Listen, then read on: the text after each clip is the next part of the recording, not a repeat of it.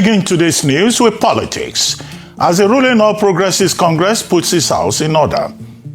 The leadership of the ruling APC yesterday said, after reviewing the report of its appeal committee, which looked into the numerous petitions that trailed the party's primary elections nationwide, the party leadership has replaced some names. The party revealed that it received and vetted over 700 petitions from aggrieved members following the conclusion of the party's primaries. Some prominent names that were replaced include former governor of Benue State, Gabriel Suswam, former Ondo State House of Representatives member, Gbenga Elegbeleye, and five other senatorial candidates from the final list of the party's candidates forwarded to the Independent National Electoral Commission, INEC. Meanwhile, INEC has restored access to the Nigeria Democratic Congress's candidate nomination portal, allowing the party to begin uploading names of its candidates for the 2027 general election, despite the ongoing legal battle over its registration. Moving on, the Dangote Group has outlined its long-term expansion strategy, which will increase its total refining capacity in Africa to 2.1 million barrels per day, comprising 1.4 million barrels per day in Nigeria and a planned 700,000 barrels per day refining complex in Kenya to serve East African markets. This will be facilitated by the group's planned investment of additional $46 billion between 2026 and 2028 across its refining, cement, and fertilizer businesses as part of its drive to accelerate industrialization across Africa. This comes as the national oil company of the Republic of the Congo, the Société Nationale des Pétroles du Congo, SNPC, and Dangote Petroleum Refinery and Petrochemicals have commenced discussions on a strategic partnership aimed at strengthening the Republic of the Congo's supply of refined petroleum products while advancing regional energy cooperation and industrial integration across Africa. The federal government said it will seek compensation for businesses and properties abandoned by Nigerians returning from South Africa under its voluntary evacuation program. Nigeria's acting High Commissioner to South Africa, Alexander Ajayi, disclosed this during an interview. He said the government had begun documenting businesses and other assets left behind by returnees ahead of planned anti-immigrant protests in South Africa. Meanwhile, Nigerians evacuated from South Africa on Tuesday have warned fellow citizens against relocating to the southern African country, describing it as increasingly unsafe for foreigners following renewed xenophobic attacks. The latest batch of 271 returnees at the Murtala Mohammed International Airport, MMA, Lagos, on Tuesday aboard an Air Peace flight as part of the federal government's evacuation exercise. Well, massive traffic gridlock have crippled movement across Lagos following heavy rainfall that left several roads and communities flooded. The downpour, which started on Sunday, reached a crescendo, leaving motorists and commuters stranded across the metropolis, while residents had to bail out storm water from their homes to stay safe. Many businesses, offices, and stores were seen under lock and key, while bus stops were scanty as commuters took shelter at available sheds around. Health experts yesterday warned that floodwaters sweeping through Lagos could trigger cholera, malaria, and typhoid outbreaks as the state grapples with mounting property damage, huge economic losses, renewed scrutiny of flood control measures, and forecasts of more heavy rain. Meanwhile, the Nigerian Meteorological Agency, NIMET, has warned residents of Lagos and other coastal states to brace for possible flash floods today as it forecasts continued rainfall across southern Nigeria. All right. Someone cue Majek Fashek Send Down the Rain, because that seems to be the soundtrack this season, not just in Lagos, but like I just mentioned, in coastal states across the country. But in Lagos State, the state was almost grounded to a standstill, literally, with the level of gridlock in terms of traffic because of rainfalls that had been foretold by NIMET, saying that this year would witness higher than usual levels of rainfall, and this would cause flash flooding. And of course, the Commissioner for Environment and Water Resources, Tokunbo Wahab, on behalf of the Lagos State government, has been quite vocal, talking about some of the interventions. But let's talk about the problems. I mean, look at your screen. This is just a little bit or a snapshot of some of what happened. Look at the traffic yesterday. It was nightmarish for a number of people who had to go to work or go about their businesses. A number of meetings cancelled, a number of shops not opened, many schools missing their students because parents would not allow their children to come out in this condition, or could not even come out in this condition if they wanted to. Losses in terms of property, look at that. Some homes submerged, loss of man hours, productivity. I think we should actually put a cost to how much money is lost annually in Lagos State because of floods. And we have talked at length about the cause of these floods, and I think this is a matter of should be a matter of national interest, because I'll come again to the health impact, and we cannot talk about other aspects. If the health of a state like Lagos, we could then spiral to other states across the country, is under threat. Number one is that we've talked about the challenges or the reasons, and so let's talk about challenges and potential solutions. I'm glad that the Lagos State government is talking aggressively around interventions they've already started to make and interventions that they plan to make, because we cannot continue like this. However, I must again emphasize that this is an unusual level of rainfall. It's been raining since Sunday. It is, I mean, everyone perhaps has been affected by this. You can see some more than others. I hear Agor Palace Way is heavily submerged. Bagada Axis heavily submerged. Lekki area, a number of people couldn't come out to do anything yesterday, and so you can imagine how horrendous the experience was for people. But let's talk about, first of all, responsibility from the citizens. We have often talked about the indiscriminate disposal of waste, especially plastic waste, and how these clogs drainages. To every action there's consequence. And when we throw these things away, it's not just about cleanliness. Yes, that's a big part of it, and the and public health safety. It's also about the ripple effect of actions that are taken based on irresponsibility of certain people who just throw waste around anyhow. This, ladies and gentlemen, is the consequence of that action. We cannot only point the blame at government, we must also take personal responsibility for this. And that is why there's a renewed call for stiffer punishments for those who throw waste, especially plastic waste, indiscriminately across the state. It's not just for the aesthetics and the smell or the cleanliness of the state. It's also now a matter of emergency and security. So that's one. Number two, of course, my producer just reminded me that, of course, we're a state of aquatic splendor, but this is not the aquatic splendor that we promise our visitors and residents in Lagos, not at all. But number two is also the fact that there are illegal structures, factories, buildings, offices built on drainages, and the Lagos State government must demonstrate seriousness in curtailing these bad habits and bad practices. We see demolitions here and there, but some of the big wigs are not addressed. And so if we're going to talk about this, then structures that currently stand on drainages must be pulled down or asked to be removed.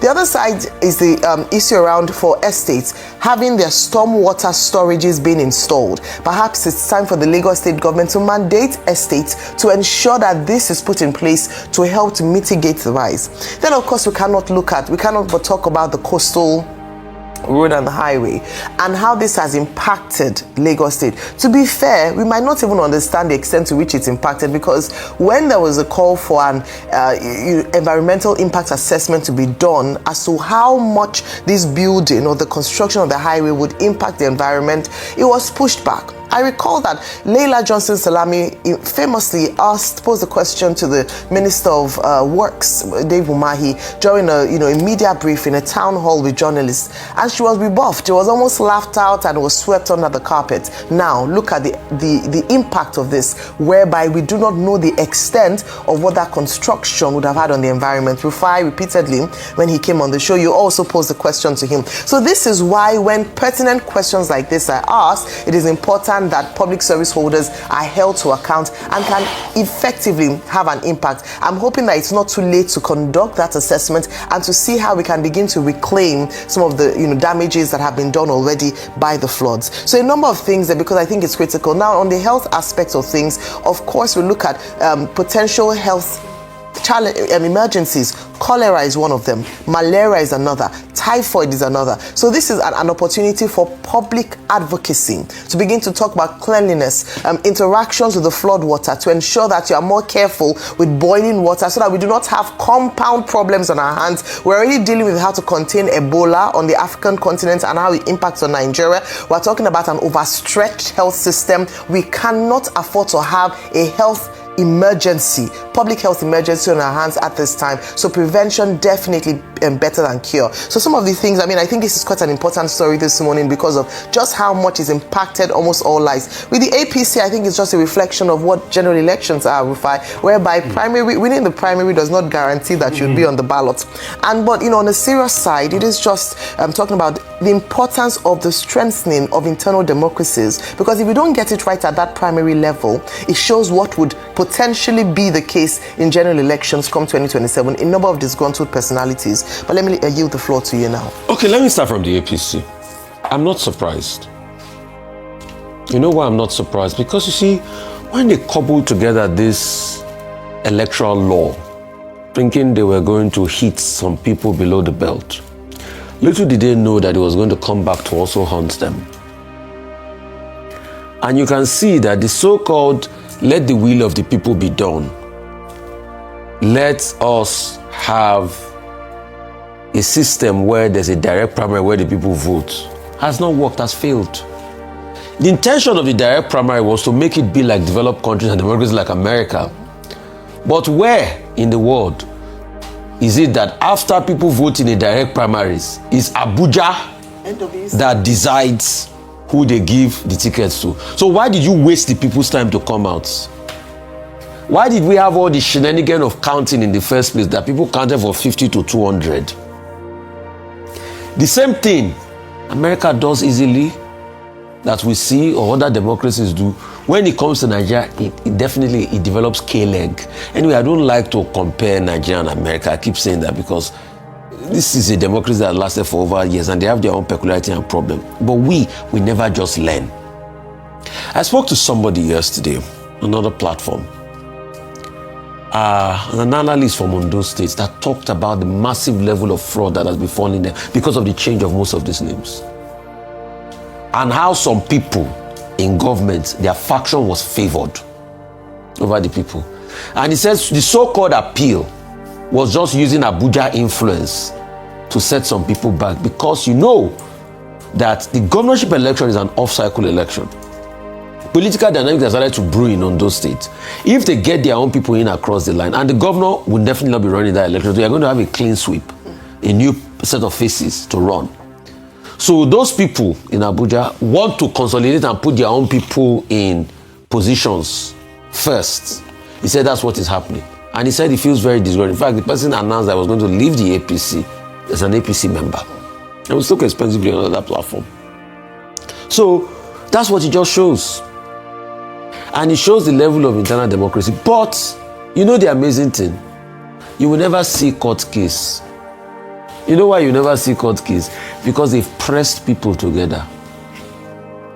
So all of a sudden, if you are now seeing court cases against parties like the NDC, you know those that are doing it. This one, you will never see court case. They will say they have an internal mechanism to settle the matter. There's nothing like that. They can just press and coerce people, and you know why? And because it's a party in power. That's just it. So I'm not surprised that this happened. I'm not surprised. In fact, people that I feel for this morning is people like my big brother, Gabriel Suswan. I'm sorry that this happened to you. Because you know, the last time you came on this show, you were very bullish. You were very gay about the outlook of the party. I just pray you are able to take this in good faith. I'm also sorry for the likes of Elek Beleye and the next. So, the question they ask is, where do broken hearts go? Do they find their way home? No, the broken hearts, they remain in APC or they decamp. like some people have the camp and the like. So we are not surprised this is going to happen. This is APC's idea of internal democracy. This is them. It's very good. In fact, clap for APC. What they have done is very good. It's very, very good. I just hope that they are also able to favor some people that they promised ticket. Did this exercise, Dr. Bate, I don't know, did he favor the likes of them Ned and Maswe? Did he get the seat he lost in the primaries back? You don't know, okay. I just pray it favors him. They revealed all the names. I think there's still some names. Maybe I just pray it favors him because you see, I'm making a case for Ned and Maswe's money. As regards the flood, you see, when we talk, they say my mouth is smelling. But it's better my mouth smells and Nigeria gets better than my mouth does not smell and Nigeria smells.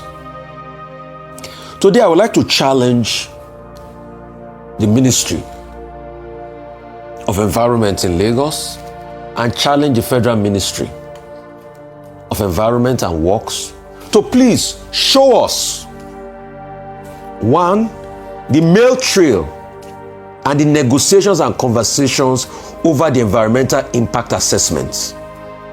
Because there's no how you will have been building a road like that. You will not have environmental impact assessments where the state Ministry of Environment liaises with the federal. So I challenge them to bring out those documents. I also want to challenge them to bring out the critical work of the environmental impact assessment and the narrative around the effects of this coastal road on Lagos, on floodwaters when it was done, and the mitigating effects that they said was going to be done. I also challenge them to bring out those documents. As regards the floods in the other areas, Tokunbo Wahaba has come here, has apologized. And he has apologized. There are problems. They need to clean out the drainage. But Africa needs to also work long term. Because it's not only us that affect, all the coastal areas, Accra too heavily affected. I've not read the news about Abidjan, heavily affected. You will see that so what are we also doing to mitigate those challenges? Those are the things I have to say this morning. Okay, let me start with the flooding. I think I've addressed this subject about 2-3 times on this table. Now, early in the year, the World Meteorological Organization, WMO, warned that 2026 is going to be a very serious year with regard to climate change.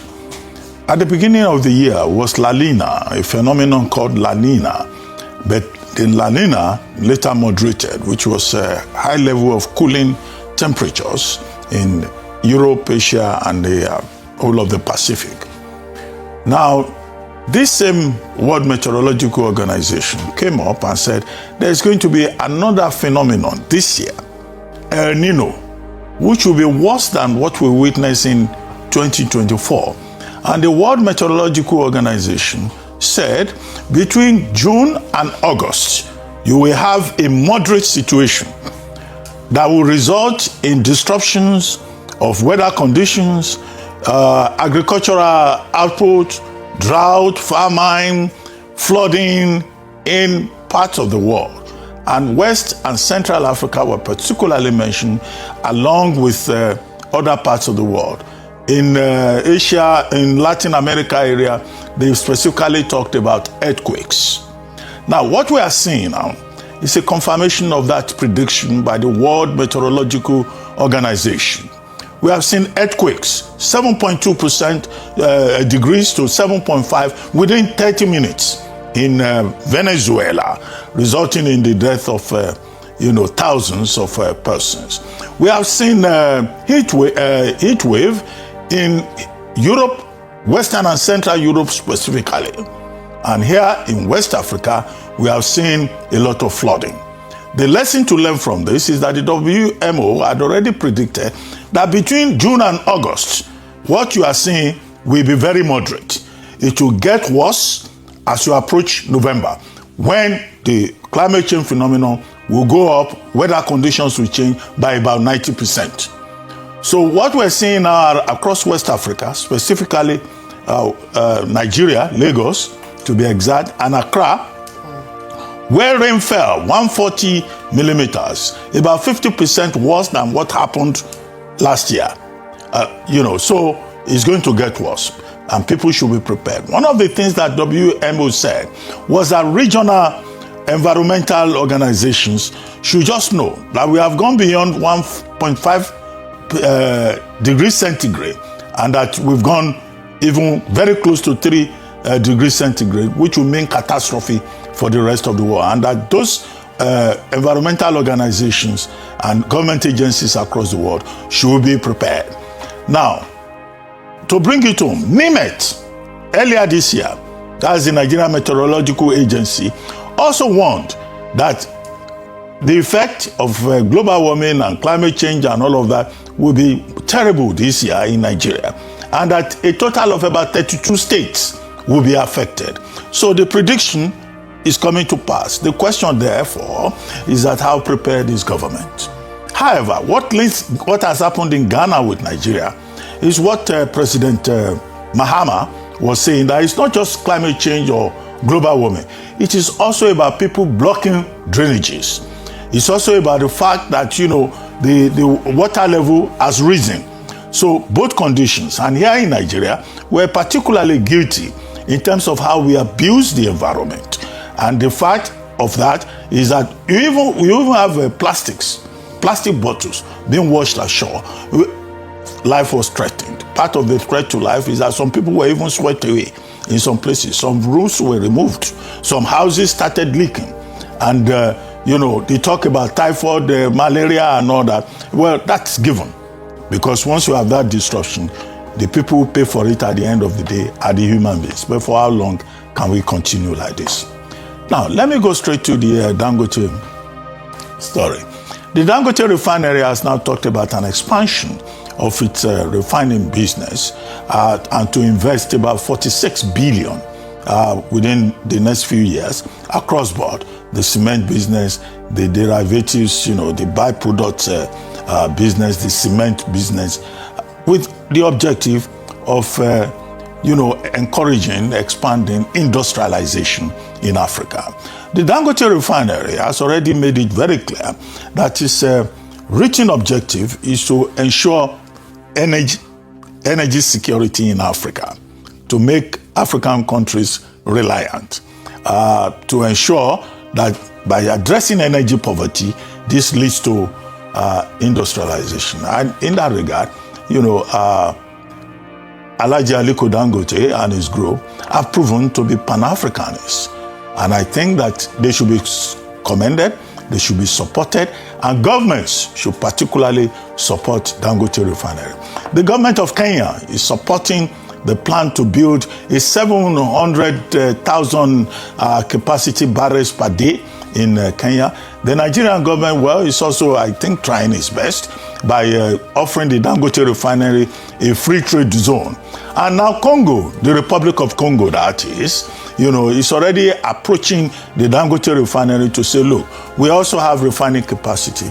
So this is, how one individual, by being very patriotic, being Pan-Africanist, something that the South Africans do not understand, is trying, with his own patriotic effort, to transform not just Nigeria, but the whole of Africa. And that's why I think that the Dangote Refinery deserves an applause.